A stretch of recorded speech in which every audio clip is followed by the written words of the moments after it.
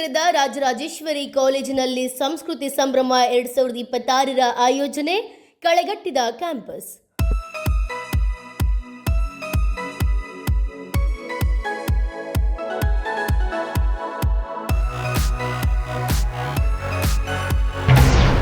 ವಿವಿಧ ಸಂಸ್ಕೃತಿ, ಬುಡಕಟ್ಟು ಜನಾಂಗದ ಉಡುಗೆ ತೊಡುಗೆಗಳ ಸಂಭ್ರಮ.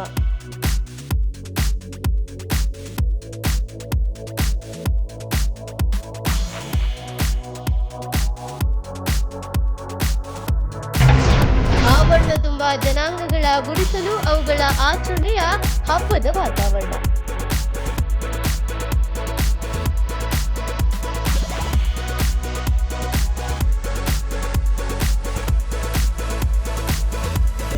ಹೌದು, ರಾಣೆಬೆನ್ನೂರು ನಗರದ ರಾಜರಾಜೇಶ್ವರಿ ಕಲಾ ಮತ್ತು ವಾಣಿಜ್ಯ ವಿಭಾಗದ ಮಹಿಳಾ ಕಾಲೇಜಿನಲ್ಲಿ ಇಂದು ಸಂಸ್ಕೃತಿ ಸಂಭ್ರಮ 2026ರ ಆಯೋಜನೆಯನ್ನ ಮಾಡಲಾಗಿತ್ತು.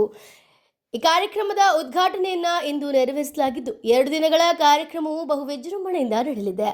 ಮಕ್ಕಳಿಗೆ ವಿವಿಧ ಸಂಸ್ಕೃತಿಗಳ ಮತ್ತು ಬುಡಕಟ್ಟು ಜನಾಂಗಗಳ ಉಡುಗೆ ತೊಡುಗೆ ಮತ್ತು ಅವುಗಳ ಸಂಭ್ರಮದ ಬಗ್ಗೆ ಅರಿವನ್ನ ಮೂಡಿಸಲು ರಾಜರಾಜೇಶ್ವರಿ ಕಾಲೇಜಿನಲ್ಲಿ ಈ ಬಾರಿ ಸಂಸ್ಕೃತಿ ಸಂಭ್ರಮ 2026ರ ಆಯೋಜನೆಯನ್ನ ಮಾಡಲಾಗಿತ್ತು. ಜೊತೆಗೆ ಧಾನ್ಯಗಳ ಕಲೆ ಸೇರಿದಂತೆ ವಿವಿಧ ರೀತಿಯಲ್ಲಿ ಮಕ್ಕಳು ಸಂಭ್ರಮದಲ್ಲಿ ತೊಡಗಿದ್ರು.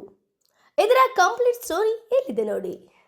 ರಾಜರಾಜೇಶ್ವರಿ ಕಲಾ ಮತ್ತು ವಾಣಿಜ್ಯ ಮಹಿಳಾ ಮಹಾವಿದ್ಯಾಲಯ ರಾಣೆಬೆನ್ನೂರಿನಲ್ಲಿ ಇಂದು ಮತ್ತು ನಾಳೆ 2 ದಿನ BA ವಿದ್ಯಾರ್ಥಿನಿಯರಿಗೋಸ್ಕರ ವಿಶೇಷವಾದಂಥ ಒಂದು ಕಾರ್ಯಕ್ರಮ ಸಂಸ್ಕೃತಿ ಸಂಭ್ರಮ 2026 ವಿದ್ಯಾರ್ಥಿಗಳಿಗೋಸ್ಕರ ನಾವು ಆಯೋಜನೆ ಮಾಡಿದ್ದೇವೆ. ಸೊ ಈ ಒಂದು 2 ದಿನ ನಡೆಯುವಂತಹ ಕಾರ್ಯಕ್ರಮದಲ್ಲಿ ನಮ್ಮ ಜಾನಪದ ಶೈಲಿ, ಭಾರತ ದೇಶದ ಸಂಸ್ಕೃತಿ ಮತ್ತು ನಮ್ಮ ಕರ್ನಾಟಕದ ಸಂಸ್ಕೃತಿಯನ್ನು ಬಿಂಬಿಸುವಂತಹ ಹಲವಾರು ಚಟುವಟಿಕೆಗಳನ್ನು ಮತ್ತು ಸ್ಪರ್ಧೆಗಳನ್ನು ನಾವು ವಿದ್ಯಾರ್ಥಿನಿಯರಿಗೋಸ್ಕರ ಆಯೋಜನೆಯನ್ನು ಮಾಡಿದ್ದೇವೆ. ಈ ಕಾರ್ಯಕ್ರಮದ ರೂವಾರಿಗಳು ನಮ್ಮ ಇಕನಾಮಿಕ್ಸ್ ವಿಭಾಗದ ಅರ್ಥಶಾಸ್ತ್ರ ವಿಭಾಗದ ಮುಖ್ಯಸ್ಥರಾದಂತಹ ಅನುರಾಧ ಮೇಡಮ್ ಅವರು ಈ ಸಂಪೂರ್ಣವಾದಂತಹ ಕಾರ್ಯಕ್ರಮವನ್ನು ಅವರು ಆಯೋಜನೆಯನ್ನು ಮಾಡಿದ್ದಾರೆ.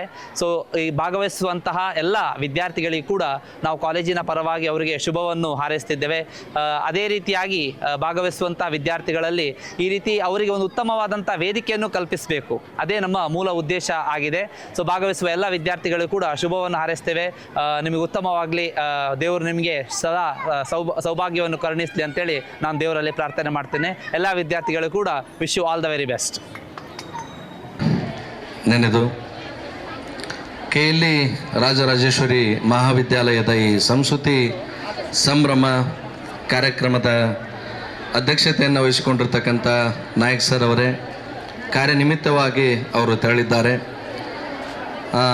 ಒಂಥರ ಸೇಮ ಮದುಮಗನಂತೆ ಕಾಣುತ್ತಿರುವ ಸುವರ್ಣಿಗೆ ಸರ್ ಅವರೇ, ವೇದಿಕೆ ಮೇಲಿರ್ತಕ್ಕಂಥ ಎಲ್ಲ ಗೌರವಾನ್ವಿತರೆ, ಎಲ್ಲ ಉಪನ್ಯಾಸಕ ಬಂಧು ಬಳಗದವರೇ ಹಾಗೂ ನೆಚ್ಚಿನ ವಿದ್ಯಾರ್ಥಿಗಳೇ, ನಿಮ್ಮೆಲ್ಲರ ಅಂತರಾತ್ಮದ ದಿವ್ಯ ಚೇತನಕ್ಕೆ ಪ್ರೀತಿಪೂರ್ವಕ ಪ್ರಣಾಮಗಳನ್ನು ಸಮರ್ಪಿಸಿ, ನಾಯಕ್ ಸರ್ ಹೇಳಿದಾಗ ಭಾಳ ಖುಷಿಯಿಂದ ಒಪ್ಪಿಕೊಂಡ್ವಿ. ಆಗಲೇ ಬರೋ ಹೊತ್ತಿಗೆ ಅನಿಸ್ತು ನನಗೆ, ಯಾವ್ದೋ ದೇವ್ರು ಹೊಂಟನೇನ ದೇವ್ರು ಹೊಣ್ಸಕತ್ತಾರ ಅಂತ ಅನಿಸ್ತು ನನಗೆ. ಶ್ರಾವಣದಾಗ ಚೌಡವನ್ನು ಎಣ್ಣೆ ದೇವ್ರು ಹೊಂಡಿಸ್ತಾರಲ್ಲ, ಹಂಗೆ ನಮ್ಮನ್ನು ದೇವ್ರು ಹೊಣ್ಸಂದು ಕರ್ಕೊಂಡು ಹೊಂಟ್ರು ಏನೋ ಅಂತ ಅನಿಸ್ತು ನನಗೆ.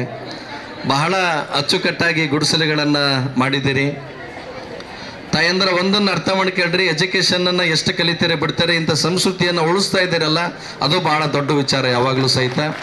ಯಾಕಂದ್ರೆ ಕಾಲ ಮತ್ತೊಮ್ಮೆ ತಿರುಗ್ತಾ ಇದೆ. ಒಂದು ಕಾಲಕ್ಕೆ ನವಣಕ್ಕಿ ಅನ್ನ ಉಂಡರ್ನ ಬಡವರು ಅಂತ ಕರಿತಾ ಇದ್ರು, ಇವತ್ತು ನವಣಕ್ಕಿ ಅನ್ನ ಉಂಡರ್ನ ಶ್ರೀಮಂತರು ಅಂತ ಕರಿತಾ ಇದ್ದಾರೆ. ಅವತ್ತು ಬೆಲ್ಲದ ಹಾಕಿ ಚಾ ಮಾಡೋದಕ್ಕೆ ಬಡವರು ಅಂತ ಕರಿತಾ ಇದ್ರು, ಇವತ್ತು ಬೆಲ್ಲ ಹಾಕಿ ಚಾ ಮಾಡೋರ್ನ ಸಾಹುಕಾರರು ಅಂತ ಕರಿತಾ ಇದ್ದಾರೆ. ಹಿಂಗೆ ಮತ್ತೊಮ್ಮೆ ನೀವು ಆ ಹಳೆ ಯುಗಕ್ಕೆ ಕರ್ಕೊಂಡು ಹೋಗ್ತಾ ಇದ್ದೀರಲ್ಲ, ಕರ್ಕೊಂಡು ಹೋಗೋದು ಅಷ್ಟೇ ಅಲ್ಲ, ನೀವು ಹಳೆ ಕಾಲಮಾನಕ್ಕೆ ಹೋಗ್ಬೇಕು. ಮುಂಜಾನೆ ಎದ್ದು ದುಂಡ್ಯಾಗ ಚಟ್ನಿ ತಿರುವುದರಿಂದ ಹಿಡಿದು ರಾಗಿ ಬೀಸೋದು, ಗುಡಿಸಲೊಳಗೊಂದು ಸಣ್ಣ ಈ ಜೀವನ ಐತಲ್ಲ, ಇಂಥ ಜೀವನ ನೀವೆಷ್ಟೇ ಕೋಟಿ ಅಂಬಾನಿಯಂತಹ ಕೋಟ್ಯಾಧೀಶ್ವರ ಮನೆಯೊಳಗೂ ಈ ನೆಮ್ಮದಿಯನ್ನು ಕಾಣಕ್ಕಾಗಲ್ಲ. ಅಂತಹ ಒಂದು ಕಾನ್ಸೆಪ್ಟನ್ನು ಹಾಕಿಕೊಟ್ಟಂಥ ಎಲ್ಲ ಗುರುಗಳಿಗೂ ಸಹಿತ ಮತ್ತು ನಿಮ್ಮ ವಿದ್ಯಾರ್ಥಿಗಳಿಗೆ ಇಂಥ ವಿಚಾರ ನಿಜವಾಗ್ಲೂ ಎಲ್ಲರಿಗೂ ಬರ್ತಕ್ಕಂಥದ್ದಲ್ಲ. ಇದು ಬಹಳ ಅದ್ಭುತವಾದಂಥ, ನಾಗಲ್ಲಿ ನೋಡ್ತಾ ಇದ್ದೆ ನಮ್ಮ ಕುಂಚೂರು ಸರ್, ನಮ್ಮ ಅಷ್ಟು ಸರ್ ನೋಡಿದೆ ಭಾಳ ಖುಷಿ ಅನ್ನಿಸ್ತು. ಇನ್ನೂ ಪರಂಪರೆಯನ್ನು ಹಳೆಯ ಕಾಲಕ್ಕೆ ಒಯ್ತಾ ಇದ್ದಾರಲ್ಲ ಅಂತ. ಇವತ್ತಿನ ವಾತಾವರಣ ನೋಡಿದರೆ ಆ ಡ್ರೆಸ್ಗಳನ್ನು ನೋಡಿದ್ರೆ ಹುಡುಗಿ ಯಾರ ಒಂದು ಗೊತ್ತಾಗಲ್ಲ.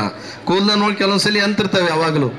ಆಮೇಲೆ ಇತ್ತೀಚಿನ ಮೊಬೈಲ್ ಬಳಕೆಯನ್ನು ನೀವು ಹೆಂಗೆ ಹಳೆಯ ಹಳ್ಳಿಗಾಡಿನ ಪದ್ಧತಿಗೆ ಹೋದ್ರಲ್ಲ ಹಾಗೆ ಅವ್ರು ಹೆಂಗೆ ಇರ್ತಿದ್ರಲ್ಲ ಹಂಗಿರ್ಬೇಕು ನೀವು ಸಹಿತ. ಅಜ್ಜ ನೋಡ್ರಿ ಅವ್ರು ಯಾರೋ ಮೊಬೈಲ್ಗಳನ್ನು ಬಳಕೆ ಮಾಡಿಲ್ಲ, ಆದರೂ ಸಾವಿರಾರು ವರ್ಷ ನೂರಾರು ವರ್ಷಗಳ ಕಾಲ ಬದುಕಿದ್ರು ಅವರು. ಅವ್ರು ಯಾರೋ RO ಫಿಲ್ಟ್ರನ್ನು ಕುಡ್ದಿಲ್ಲ, ಹೊಳಿ ನೀರನ್ನು ಕುಡ್ದು ಎಲ್ಲೋ ವರ್ತಿ ನೀರನ್ನು ಕುಡ್ದು ನೂರಾರು ವರ್ಷಗಳ ಕಾಲ ಬದುಕಿದ್ರು. ನಾವಿವತ್ತು ಮೊಬೈಲ್ ಬಿಟ್ಟಿರೋಕ್ಕೆ ರೆಡಿ ಇಲ್ಲ, ಅಷ್ಟು ಅಡಾಪ್ಟ್ ಆಗಿದ್ದೀವಿ. ಭಾಳ ಖುಷಿಯಾದ ವಿಚಾರ. ಇವರ ಪ್ರತಿಭೆಗಳನ್ನು ಹೆಕ್ಕಿ ತೆಕ್ಕಿರಲ್ಲ, ಅದನ್ನು ತೆಗೆದ್ರಲ್ಲ ಉಪನ್ಯಾಸಕರಿಗೆ ಭಾಳ ಅಭಿನಂದನೆಗಳು ಸರ್. ನಿಜವಾಗ್ಲೂ ಸಹಿತ ವಿದ್ಯಾರ್ಥಿಗಳ ಹತ್ರ ಒಂದು ಟ್ಯಾಲೆಂಟ್ ಇರುತ್ತೆ. ಆ ಟ್ಯಾಲೆಂಟ್ ಅನ್ನುವ ಪ್ರತಿಮೆಗೆ ಸಿಡಿಮದ್ದು ಇದ್ದಂಗೆ ಅದು. ಆ ಸಿಡಿಮದ್ದಿಗೆ ಒಂದಿಷ್ಟು ಕಡ್ಡಿಗೀರ ಕೆಲಸ ಮಾಡಿದ್ದೀರಲ್ಲ, ಅದು ಇವತ್ತು ಹತ್ತಿ ಉರಿತಾ ಇದೆ. ಇವತ್ತು ಒಳ್ಳೆ ಪ್ರತಿಭೆಗಳು ಬರ್ತಾ ಇದ್ದಾರೆ. ಅದಕ್ಕೆ ನನಗೊಂದು ನೆನಪಾಗುತ್ತೆ ವಿದ್ಯಾರ್ಥಿಗಳೇ, ನಾವು ಯಾವುದಾದ್ರೂ ಕಾರ್ಯಕ್ರಮಗಳಿಗೆ ಹೋದಾಗ ಒಂದು ಗಿಫ್ಟನ್ನು ಕೊಡ್ತೀವಿ. ಆ ಗಿಫ್ಟನ್ನು ಸುಮ್ಮನೆ ಕಾಮನ್ ಆಗಿ ಕೊಡಲ್ಲ, ಅದಕ್ಕೊಂದು ಕವರ್ ಹಾಕಿ ಮೇಲೆ ಟೇಪ್ ಹಾಕಿ ಒಂದಿಷ್ಟು ಡಿಸೈನ್ ಮಾಡಿ ಕೊಟ್ಟಿರ್ತಾವೆ ನಾವು. ಅದನ್ನು ಯಾಕೆ ಹಂಗೆ ಕೊಟ್ಟರೆ ಸುಮ್ಮನೆ ಕಾಮನ್ ಆಗಿ ಕೊಡ್ಬೋದಲ್ಲ, ಅದೇನೋ ಒಂದು ಆಶ್ಚರ್ಯ ಇರಲಿ ಅಂತ ಹಂಗೆ ಕೊಟ್ಟಿರ್ತೀವಿ. ಕೊಟ್ಟಾದಮೇಲೆ ಒಂದು 5 ನಿಮಿಷ ಕಷ್ಟಪಟ್ಟು ಅದನ್ನೆಲ್ಲ ಓಪನ್ ನೋಡಿದಾಗ ನಮಗೆ ಗಿಫ್ಟ್ ಹೆಂಗೆ ಕಾಣಿಸುತ್ತಲ್ಲ, ನೀವು ಈ ದೇವರು ಸಹಿತ ನಮಗೆ ಆದಂಥ ಒಂದು ಟ್ಯಾಲೆಂಟನ್ನು ಕೊಟ್ಟಿದ್ದಾನೆ.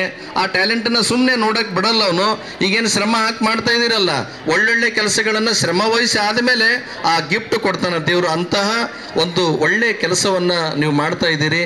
ನಿಜವಾಗ್ಲೂ ಸಹಿತ ಭಾಳ ಒಳ್ಳೇದು ಇವತ್ತಿನ ವಿಚಾರದೊಳಗೆ. ಇವತ್ತು ಒಳ್ಳೆತನ ಇಲ್ಲ, ಇವತ್ತಿನ ಆಧುನಿಕತೆಯದೊಳಗೆ ನಾವೆಲ್ಲರೂ ಹಳ್ಳಿ ಜೀವನವನ್ನು ಮರಿತಾ ಇದ್ದೀವಿ.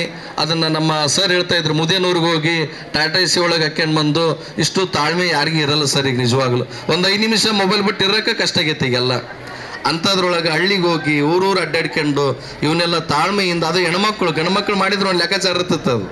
ಬಟ್ ಹೆಣ್ಮಕ್ಳು ಇಷ್ಟು ಕೆಲಸ ಮಾಡಿದ್ದೀರಲ್ಲ, ಬಹಳ ಅದ್ಭುತವಾದ ಕೆಲಸ. ಹಾಗೆ ಹಳೆಯ ಪದ್ಧತಿಗಳನ್ನು ಅಳವಡಿಸ್ಕೊಳ್ರಿ. ಈಗ ಹೆಂಗೆ ನೀವು ಗುಡಿಸಲು ಹಾಕ್ಕೊಂಡು ಹಳೆಯ ಪದ್ಧತಿ, ಒಣಗಿ ಅಥವಾ ನವಣಕ್ಕಿ ಊಟ, ದವಸ ಧಾನ್ಯಗಳು ಇವನ್ನೆಲ್ಲ ಹೇಳ್ತಾ ಇದ್ದೀರಲ್ಲ, ಹಳೆಯ ವ್ಯಕ್ತಿಗಳ ಅವರ ವ್ಯಕ್ತಿತ್ವವನ್ನು ಅಳವಡಿಸ್ಕೊಳ್ರಿ. ಒಬ್ಬ ಯಾರೋ ಹುಡುಗ ಅಜ್ಜಿ ಕೇಳ್ತಾ ಇದ್ದ, ಅಜ್ಜಿ ನೀವು ಅವತ್ತೆಲ್ಲ ಮೊಬೈಲ್ ಇಲ್ದಂಗೆ, TV ಇಲ್ದಂಗೆ, ಫೇಸ್ಬುಕ್ ಇಲ್ದಂಗೆ, ವಾಟ್ಸಪ್ ಇಲ್ದಂಗೆ ಹೆಂಗಿದ್ರಿ ಅಂತ ಒಬ್ಬ ಹುಡುಗ ಅಜ್ಜಿ ಕೇಳ್ತಾನೆ.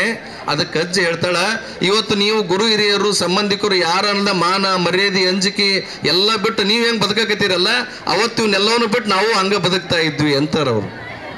ಅದಕ್ಕೆ ಆ ಹಿರಿಯರು ಬದುಕ್ತಾಗ ನೀವು ಸಹಿತ ಅವರ ಆದರ್ಶಗಳನ್ನು ಜಾರಿಗೆ ತಗೊಂಡು ಅವರು ಇಷ್ಟು ವಿಚಾರಗಳನ್ನು ಅಳವಡಿಸ್ಕೊಂಡು ಈ ಹಳ್ಳಿ ಪದ್ಧತಿಯಲ್ಲಿ ಹೆಂಗೆ ಬದುಕ್ತಾ ಇದ್ದೀರಲ್ಲ, ಅದೇ ರೀತಿಯೊಳಗೆ ನಿಮ್ಮ ಜೀವನವನ್ನು ಬೆಳಗ್ಸ್ಕೊಂಡ್ರೆ ಭಾಳ ಒಳ್ಳೆಯದು. ಇವತ್ತು ಆರೋಗ್ಯ ಭಾಳ ಕಷ್ಟ ಆಗೈತೆ ನಿಜವಾಗಲೂ. ನೀವೇನೇ ಕೊಟ್ಟರು ಆರೋಗ್ಯ ಸಿಗ್ತಾ ಇಲ್ಲ. ಮತ್ತೊಮ್ಮೆ ಸಿಟಿ ಒಳಗೆ ಜಿಮ್ಮಿಗೆ ಬನ್ನಿ, ನಾವು 80 kg ತೂಕವನ್ನು 40 kg ಮಾಡ್ತೀವಿ ಅಂತಾರೆ. ಹೋದ್ರಲ್ಲಿ ಯಾವಾರ ಬಿಸಿಕಲ್ ಕೊಟ್ಟಿರ್ತಾರೆ, ಬಿಸಿಕಲ್ಲು ದುಂಡಿ ತಿರುವವು ಅವೇ ಅವನ್ನೆಲ್ಲ ಕೆಲಸ. ವಾಷಿಂಗ್ ಮಿಷಿನ್ ತೆಗೆದೋಗಿರಿ, ಬಟ್ಟೆ ಹಾಕ್ರಿ, ಇಲ್ಲಿ ಬಟ್ಟೆ ಒಗಿರಿ ಅವ್ನು ಕೂತ್ಕೊಂಡು, ಒಂದಿಷ್ಟೇನೋ ಆ ದುಂಡಿ ಚಟ್ನಿ ತಿರುವುದು ಇವನ್ನೆಲ್ಲ ಮಾಡ್ಕೊಂತ ಹೋದ್ರೆ ಆರೋಗ್ಯ ಚೆನ್ನಾಗಿರ್ತೈತಿ, ಮಾನಸಿಕ ನೆಮ್ಮದಿ ಇರುತ್ತೆ. ಇತ್ತೀಚೆಗೆ ಯಾರೋ ಒಂದು ಕೊಟ್ಟಿದ್ರು, ಸಿಗರೇಟು ಪಾನ್ಪುರಕದೊಳಗೆ ಆರೋಗ್ಯಕ್ಕೆ ಹಾನಿಕರ ಅಂತ ಹೆಂಗಿರುತ್ತಲ್ಲ, ದಿವಸಕ್ಕೆ 4 ತಾಸುಗಳಿಗಿಂತ ಜಾಸ್ತಿ ಮೊಬೈಲ್ಗಳನ್ನು ಯೂಸ್ ಮಾಡಿದರೆ ಅದು ಸಹಿತ ಆರೋಗ್ಯಕ್ಕೆ ಹಾನಿಕರ ಅಂತ, ಮೆಂಟಲ್ ಹೆಲ್ತ್ಗೆ. ಹಂಗ ಮಾನಸಿಕ ಆರೋಗ್ಯ ನೆಮ್ಮದಿ ಬೇಕಂದ್ರೆ ಮೊಬೈಲ್ಗಳನ್ನು ಬಿಡ್ರಿ. ಇಂಥ ಹಳ್ಳಿ ಜೀವನ, ಹಳ್ಳಿಯಾಗ ಹೋಗಕ್ಕೆ ಯಾರು ರೆಡಿ ಇಲ್ರಿ ಇರೋಕ್ಕೆಲ್ಲರೂ. ತಾಯಂದ್ರೆ ನೀವು ನಾಳೆ ಅಷ್ಟ, ಇವತ್ತಿನ ಹುಡುಗಿಯರು ರೈತರ ಮದುವೆ ಆಗಕ್ಕೆ ಯಾರು ರೆಡಿ ಇಲ್ಲ. ಭಾಳ ಮಂದಿ ಅದ ಸಮಸ್ಯೆ. ಇಲ್ಲ ಸರ ನಾವು ರೈತರ ಮದುವೆ ಆಗಲ್ಲ.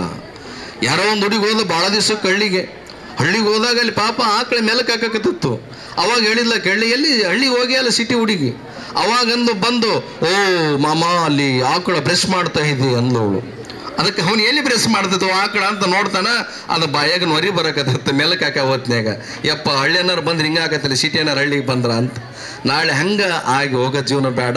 ಜೊತೆಗೆ ಯೂಟ್ಯೂಬ್ ಭಟ್ರ ಆಗ್ಬಾರ್ದು ನೀವು. ಭಾಳಷ್ಟು ಮಂದಿ ಹುಡುಗಿಯರು ಯೂಟ್ಯೂಬ್ ನೋಡಿ ಅಡುಗೆ ಮಾಡೋದು ಭಾಳ ಮಂದಿ ಕಲಿಯಾಕತ್ತಾರ.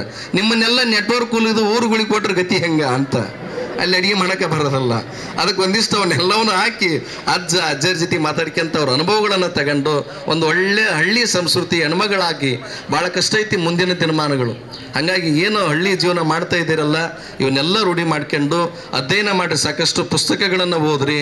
ಈ ಎಜುಕೇಷನ್ ಒಂದು ಕಡೆ ಆದರೆ ನಿಮ್ಮ ವ್ಯಕ್ತಿತ್ವ, ಈ ನಡೆ ನುಡಿ ಸಂಸ್ಕೃತಿ ಇವು ಸಹಿತ ನಮ್ಮನ್ನು ಒಂದು ರೀತಿಯೊಳಗೆ ಅಳಿತಾವೆ. ಹಾಗಾಗಿ ಇಂಥ ಆಚರಣೆಗಳಿನ್ನೂ ಸಾಕಷ್ಟು ಆಗಲಿ ಅಂತ ಮಾತುಗಳನ್ನು ಹೇಳ್ತಾ, ಮತ್ತೊಂದು ಕಾಲೇಜೊಳಗೆ ಕೆಲಸಗಳಿರೋ ನಿಮಿತ್ತನ ಸರ್ ಹೇಳಿದ್ದೆ, ಬಂದೊಂದು 15 ನಿಮಿಷ ಮಾತಾಡಿ ಹೋಗ್ತೇನೆ ರೀ ಅಂತ.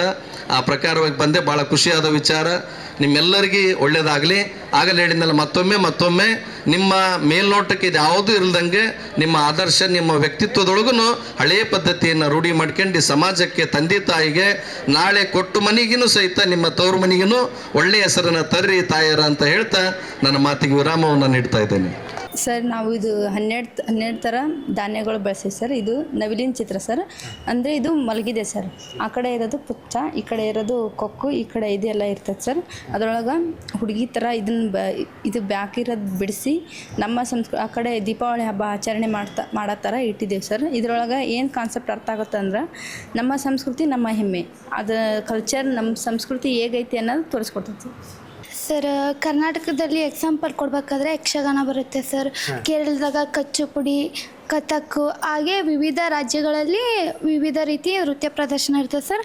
ಹಾಗೆ ಇದು ಒಂದು ರಾಜಸ್ಥಾನ, ನಾವು ಅದರಲ್ಲಿ ರಾಜಸ್ಥಾನ ಆಯ್ಕೆ ಮಾಡ್ಕೊತೀವಿ. ಇದ್ರಾಗ ನಾವು 9 ಥರದ ನವಧಾನ್ಯಗಳನ್ನು ಉಪಯೋಗ ಮಾಡ್ಕೊತೀವಿ ಸರ್. ಇದು ಏನು ಕಾನ್ಸೆಪ್ಟ್ ಮತ್ತು ಯಾವ್ಯಾವ ಧಾನ್ಯಗಳನ್ನು ಬಳಸ್ಕೊಂಡು ಕಲಾಕೃತಿಗಳನ್ನು ಮಾಡ್ತಾರೆ? ಸಮಾಜದಲ್ಲಿ ಮಾನವ ಹೇಗೆ ಬದುಕಬೇಕು ಅನ್ನೋದಕ್ಕೊಂದು ಕಾನ್ಸೆಪ್ಟ್. ಇದರಲ್ಲಿ ಧಾನ್ಯಗಳನ್ನ 11 ಧಾನ್ಯಗಳನ್ನ ಬಳಸಿದ್ದೀವಿ. ಹೆಸರು ಕಾಳು, ಮಡಿಕೆ ಕಾಳು, ಅವರೆಕಾಳು, ಅಕ್ಕಿ, ಗೋಧಿ, ಕಡಲೆಕಾಳು, ಸೂರ್ಯಪಾನ, ಅಲಸಂದಿ ಇವನ್ನೆಲ್ಲ ಸೇರಿ ನಾವು ಒಂದು ಕಾನ್ಸೆಪ್ಟ್ ಇಟ್ಕೊಂಡು ಮಾಡಿದ್ದೀವಿ. ಕಮಲ ಹೂವು ಫಸ್ಟ್ ಅದು ಕೆಸರಲ್ಲೇ ಬೆಳೆಯುತ್ತೆ, ಆದರೆ ಕೆಸರನ್ನು ಮೈಗೆ ಒಂದು ಸ್ವಲ್ಪನೂ ಅಂಟಿಸ್ಕೊಳ್ಳಲ್ಲ. ಅದೇ ಥರ ಸಮಾಜದಲ್ಲಿ ಮಾನವನು ಕೂಡ ಕೆಟ್ಟ ಜನಗಳ ಮಧ್ಯೆ ಬೆಳೆದ್ರೂ ಅವನು ಕೆಟ್ಟವನಾಗಲ್ಲ, ಒಳ್ಳೆ ಸಮಾಜದಲ್ಲಿ ಬದುಕುವಂಥ ಒಂದು ಕಲೆ ಇರುತ್ತೆ ಅಂತ ಹೇಳಿದ್ದೀವಿ. First one. Second one penguin ಹಿಮಾಲಯದಲ್ಲಿ ಕೋಲ್ಡಲ್ಲಿ ಬದುಕಿದ್ರೂ ಕೂಡ ಅದೊಂದು ಸೂಕ್ಷ್ಮ ಜೀವಿ, ತನ್ನ ಸಮುದಾಯವನ್ನೇ ಜೊತೆಗಿಟ್ಕೊಂಡೇ ಬದುಕುತ್ತೆ. ಸಮಾಜದಲ್ಲಿ ಸಮುದಾಯವನ್ನು ಬಿಟ್ಟು ಬದುಕಲ್ಲ. ಅದೇ ಥರ ಒಬ್ಬ ಮಾನವ ಮುಂದೆ ಹೋಗ್ತಿದ್ದಾನೆ ಅಂದರೆ ಹಿಂದೆ ಅವನ ಸಮುದಾಯ ಇದ್ದೇ ಇರುತ್ತೆ ಅಂತ ಒಂದು ಕಾನ್ಸೆಪ್ಟ್.